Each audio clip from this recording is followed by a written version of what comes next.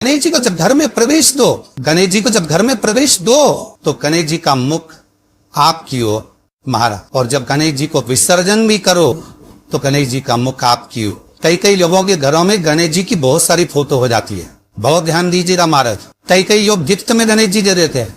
शास्त्र कहता है जिसने अपने जीवन काल में, आपको पहले की कथा में कहा था, एक आंवले का वृक्ष, एक गणेश जी की मूर्ति, आंवले का वृक्ष, गणेश की मूर्ति, ये दो चीजें एक ऐसी है जिसको एक वो क्या बोलते हैं उसको, एक कुबेर का स्टेचू भी आता है जिसको कंधे पे पोटली रखी हुई स्टेचू आता है, गंज बाबा रहे सो क्या बोलते हैं, हम लोग कहते हैं कुबेर स्टेचू बोलते हैं। ये भी गिफ्ट में नहीं चाहिए। यदि गणेश की मूर्ति, गणेश की प्रतिमा, गणेश का फोटो हम किसी को गिफ्ट में दे देते हैं तो हमारे घर की संपदा उस तारीख को लिखकर रखना, उसके बाद में धीरे धीरे छिन्न होने लगती है, संपदा टिकती नहीं है। 1 रुपया कमाओगे, 100 रुपया खर्च है। और घर के हर जगह पर गणेश जी की मूर्ति नहीं लगाना चाहिए। घर का फोटो, गणेश जी का फोटो हर जगह पर नहीं लगाना। जहां पूजन करते हो वहां लगा लो, जहां स्मरण करते हो वहां लगा लो, चल जाएगा। पर सारे घर में ना जाने कौन कौन सी दिशा में, और यहाँ तक कई लोग साल भर गणेश जी रखते हैं, तो उनसे भी निवेदन है साल भर गणेश जी रखो, मना नहीं है, पर गणेश जी रखना कौन सी दिशा में चाहिए उसका भी शास्त्र प्रमाण वर्णन करता है हमारा। लाते समय गणेश जी का मुख आपकी ओर। शिव महापुराण ये नहीं कहती, गणेश पुराण ये नहीं कहती कि तुम्हें इतना बड़ा गणेश बिठाओ। गणेश पुराण ये नहीं कहती कि तुम बहुत बड़े गणेश जी बिठाओ।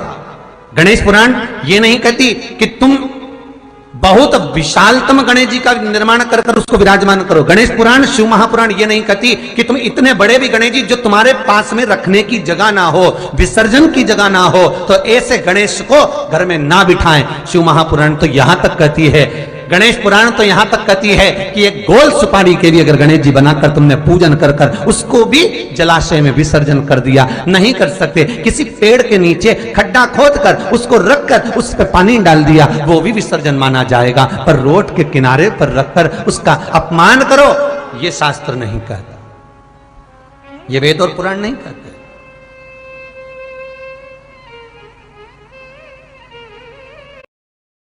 कहीं भगवान गणेश जी को ऑटो पर बिठा रहे हो, उनकी मूर्ति बनाने वाला मूर्ति बनाता है तो कहीं ऑटो पर बना रहा है, कहीं मोटरसाइकिल पर बना रहा है,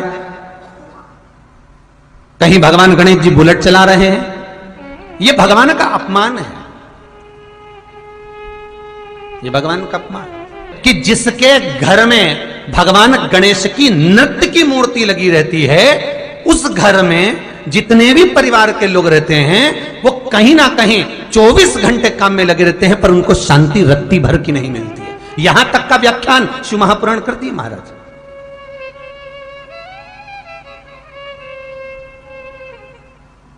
लोगों को शौक चला, गणेश जी ढोल बजा रहे हैं, वो मूर्ति का फोटो घर में लगा दिया, घर में मूर्ति का फोटो लगा दिया कि गणेश जी ढोल बजा रहे हैं, गणेश जी नाच रहे हैं, वो मूर्ति का फोटो तुरंत घर में लगा दिया।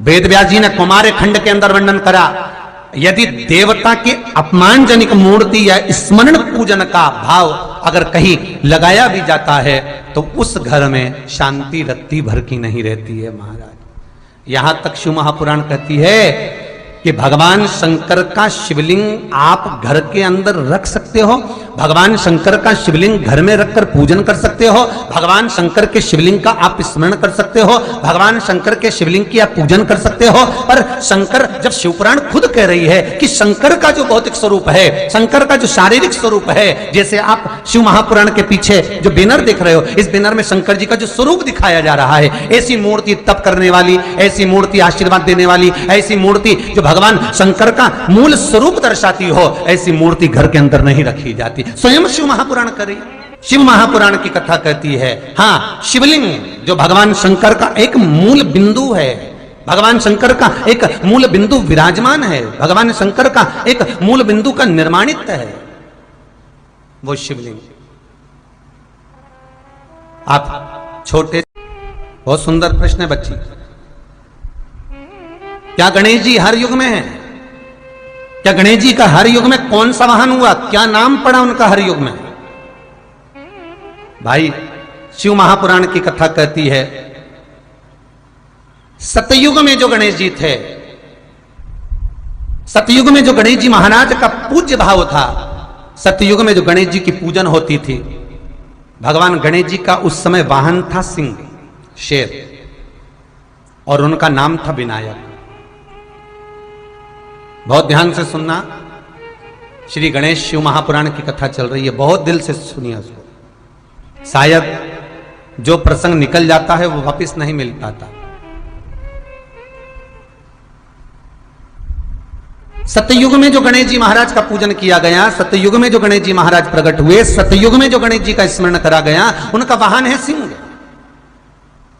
शेर पर श्री गणेश जी महाराज बैठते थे महाराज, और उनका नाम है विनायक।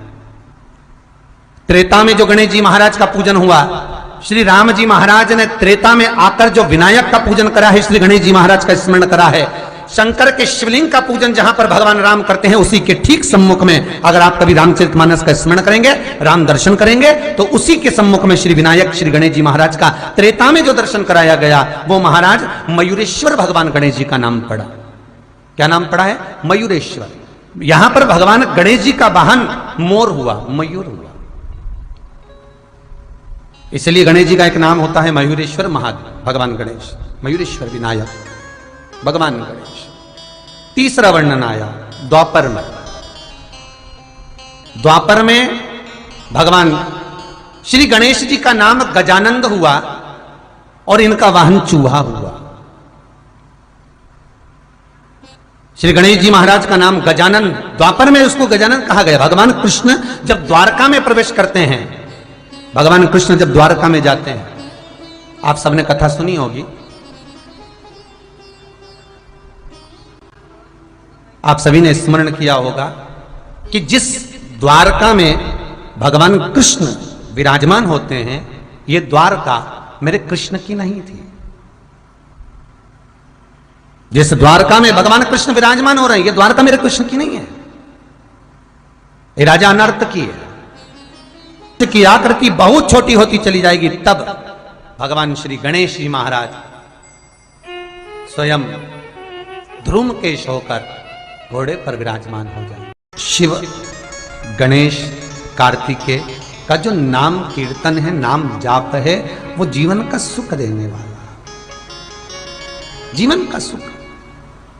तो प्रश्न करने वाले ने गलत प्रश्न नहीं किया है, बिल्कुल सत्य प्रश्न है। और फिर निवेदन करूंगा, 33 कोटि देवता हमारे सम्मुख में विराजमान है, ये हमारे ऊपर है, हम किसको भजें, हम और या इसका छोटे से गाँव, हे कृष्ण गिरधर गोपाला, हे कृष्ण, हे कन्हैया, मेरे परिवार 2000, 10,000, 20,000 जो रुपए आपने मंदिर में निर्माण में लगा दिए, वो मंदिर अजर और अमर हो गया। हम भी चले गए, तुम भी चले गए, पर एक लोटा पानी अगर कोई शंकर पर चढ़ाएगा, एक लोटा पानी अगर शिव को कोई समर्पित करेगा, तो उस जल चढ़ाए हुए एक लोटा पानी का एक अंश जो तुमने 1000, 2000 रुपए लगाकर मंदिर का निर्माण करवाया है, उसका अंश तुम्हारे खाते में जरूर पहुंचेगा। ये पक्का है महाराज, ये पक्का।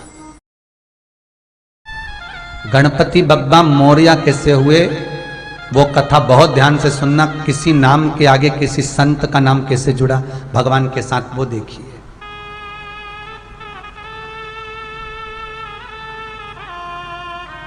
रामकृष्ण परमहंस के साथ देवी जी का नाम नहीं जुड़ा है, या देवी जी का नाम रामकृष्ण परमहंस के साथ नहीं जुड़ा, चैतन्य महाप्रभु जी का नाम कृष्ण के साथ नहीं जुड़ा, संत तुकार का राम का नाम पंडरीनाथ के साथ नहीं जुड़ा, मीराबाई का नाम कृष्ण के साथ नहीं जुड़ा, पर किस राष्ट्र के एक संत हैं मौर्य गोस्वामी, जिनका नाम गणेश के साथ जुड़ा, गणपति बप्पा मौर्य,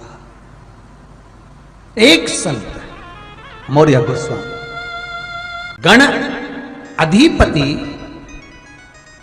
गणेश का जन्म क्यों हुआ, किस लिए? गणाधिपति गणेश का जन्म हुआ किस लिए, इनके जन्म का कारण क्या है? बच्चे पूछेंगे, मम्मी भगवान राम के जन्म का कारण था कि रावण को मारना था? भगवान कृष्ण के जन्म का कारण था कि उनको कंस को मारना था। माँ जगत जननी दुर्गा भवानी के प्रागट्य का कारण था कि महिषासुर को मारना था, मधुकेटभ का संहार करना था। पर बच्चे पूछेंगे आपसे,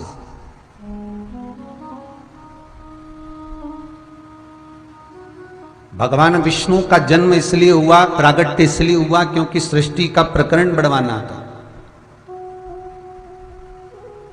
आज्ञा विष्णु की थी, ब्रह्मा से कहा, ब्रह्मा ने चलवाया। भगवान शिव का प्रागट्य इसलिए है क्योंकि जन्म संहार भी करना है और संहारना भी है। भगवान दत्त का प्रागट्य इसलिए हुआ कि उनको गुरुओं का व्याख्यान वर्णन आगे बढ़ाना। जलदेव का जन्म इसलिए हुआ क्योंकि उन जल का वृष्टि करना है। पर भगवान गणेश का जन्म क्यों हुआ है?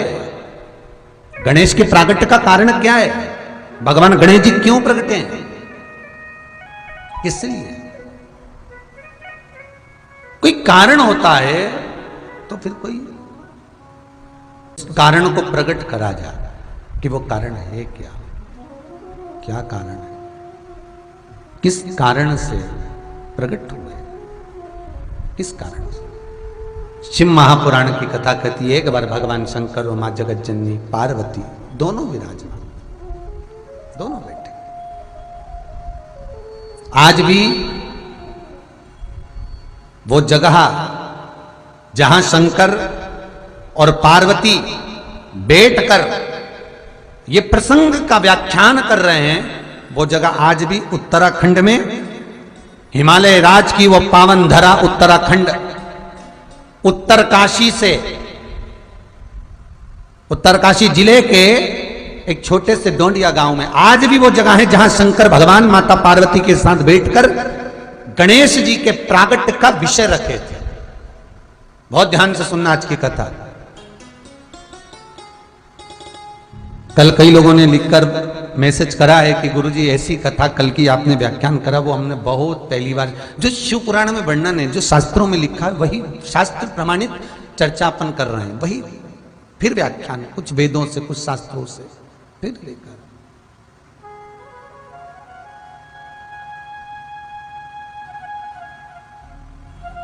कभी उत्तरकाशी जाएं तो वहां जाकर पूछना कि जहां गणेश जी का माथा कटा था, सिर कटा था, हमें वहां जाना है। इतनी सुंदर जगह। और आप मान लो नहीं जा पाए तो मेरा तो निवेदन है, कभी मौका मिले तो पुराणों में, शास्त्रों में उसको छानना, निकालना। शास्त्र पुराण में नहीं ढूंढ सकते तो मोबाइल पर ढूंढ लेना, यूट्यूब पे, उस पे ढूंढ लेना, गूगल आदि पे, जिस पे आप ढूंढ सकते उस पे ढूंढ लेना। शास्त्र प्रमाण नहीं निकाल सकते तो उसमें निकालना जहां गणेश जी का मस्तक कटा। इतनी सुंदर, इतनी रमणीय, इतनी आनंदित भूमि, इतनी सुख देने वाली भूमि, जहां शिव और पार्वती विराजमान है। उत्तरकाशी क्यों कहते हैं इसको उत्तरकाशी? उत्तराखंड में जो बसी है काशी, इसको उत्तरकाशी क्यों कहा गया? क्योंकि ये गंगा,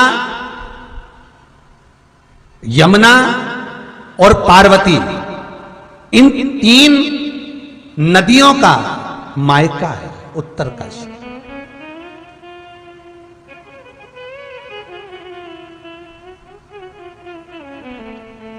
एक काशी जहां पर भगवान विश्वनाथ विराजमान है, एक काशी जहां भगवान शंकर विराजित हैं। उस काशी में तो केवल गंगा है, वहां शिव भी है, गंगा भी है। पर उत्तर काशी जहां पर भगवान शंकर विराजमान है और गंगा, यमुना जहां मायके में आती हैं भगवान शंकर को लेकर, वहां फिर जो चर्चा प्रारंभ होती है, फिर जो व्याख्यान चालू होता है। उत्तरकाशी की दरा पर जो प्रसंग प्रारंभ हुआ, जो प्रसंग चला, आज माता पार्वती ने शंकर जी को देखकर कहा, भोलेनाथ जी आज बड़े प्रसन्न चित्त में दिख रहे हो आप। पति घर पर आया और बहुत मुस्कुरा रहा है तो पत्नी समझ जाती जरूर कोई बात है, आज का हुआ क्या ये बता दो। और कभी कभी धर्म पत्नी भी बड़ी प्रसन्न दिखे तो पति समझ जाता है आज जरूर 1000-500 का नोट जाने वाला है।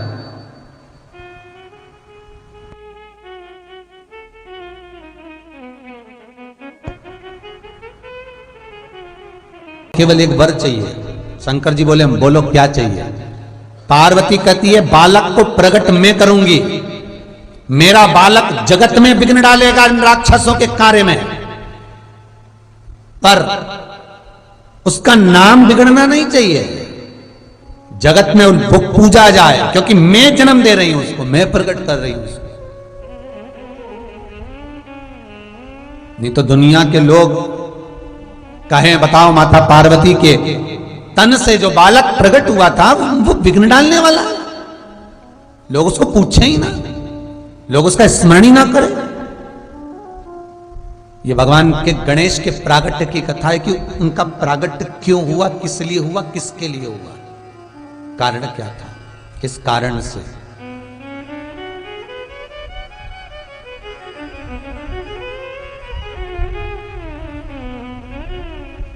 भगवान शिव कहते हैं पार्वती सुन, मैं तुझे वर देता हूं, तेरा जो बालक इन असुरों के कार्य में विघ्न डालने के लिए जो पैदा हो रहा है, जन्म ले रहा है, मैं तुझे वर देता हूं पार्वती, उस बालक का नाम दुनिया के लोग केवल स्मरण ही करेंगे तो उनका विघ्न हट जाएगा, उसका नाम विघ्न हरण होगा, और राक्षसों के लिए विघ्न देने वाला होगा और संसार के लिए विघ्न हरने वाला होगा।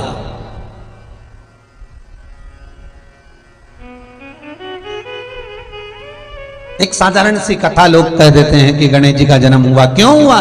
तो कहा उपटन लगाया था माता जी ने, तन पे से निकाल लिया, पुतला बना लिया, स्नान करने जा रही थी, उसमें प्राण दे दिए, दरवाजे का द्वारपाल बन गया वो विनायक, और शंकर जी ने उसका सिर काट दिया, बस गणेश जी का जन्म हो गया। अरे कारण क्या था गणेश के जन्म का? क्या कारण है? उस कारण को भी तो जानना पड़ेगा, उस कारण को भी तो पहचानना पड़ेगा कि कारण पड़ा क्या। महाराज जगत जननी तुम चिंता ना करो, तुम्हारे बालक का नाम मात्र लोग लेंगे, उनका विघ्न हर जाएगा, उनका विघ्न समाप्त हो जाएगा, उसका नाम विघ्न हरण होगा, लोग उसे विघ्न हरता कहेंगे, तुम चिंता ना करना। पार्वती जी ने कहा बालक ऐसा प्रकट करूंगी जो असुरों के कार्य में विघ्न डालेगा, और एक बार अगर विघ्न डाल दिया तो वो असुर उस विघ्न के कारण कभी सफल हो ही नहीं पाएगा। भगवान शिव कहते हैं क्या चाहती हो पार्वती? पार्वती जी कहती हैं मुझे यहां गंगा के पावन तट पर जो मैं तप करने के लिए बैठ रही हूं, गंगा की स्थली पर जो मैं तप करने के लिए बैठ रही हूं, गंगा का जो मैं स्मरण करने के लिए यहां बैठी हूं, मेरे शरीर पर गंगा, यमुना, सरयू, नर्मदा, क्षिप्रा, जितनी भारत की भूमियों पर इन नदियों का उद्गम हुआ है, जितने भारत की भूमि पर ये नदियां बह रही हैं, इन नदियों का भी तेज पुंज मेरे शरीर पर आना चाहिए, उनका तेज मेरे शरीर। भगवान शिव ने देखा कि पार्वती अब तप करने के लिए बैठ रही है, साधना। एक बहुत सुंदर सा प्रसंग कहूंगा मैं आपको, आप माने ना माने यह आपका मन, पर सत्य वचन शिव महापुराण का एक भाव आपके जीवन में होना चाहिए। आप भगवान की पूजन में जितनी देर बैठते हो, आप शंकर के भजन में जितनी देर बैठते हो, आप नाम स्मरण में जितनी देर बैठते हो, आप भगवान के कीर्तन में, पूजन में, पाठ में, नाम जाप में जितनी देर बैठते हो, शिव महापुराण की कथा कहती है उतनी देर तक सारी नदियां, जितनी देर आप तप साधना में लगे हो, पूजन में लगे हो, भजन में लगे हो, कीर्तन में लगे हो, उतनी देर तक सारी नदियां आपके शरीर के सम्मुख में आकर आपकी आराधना करती है।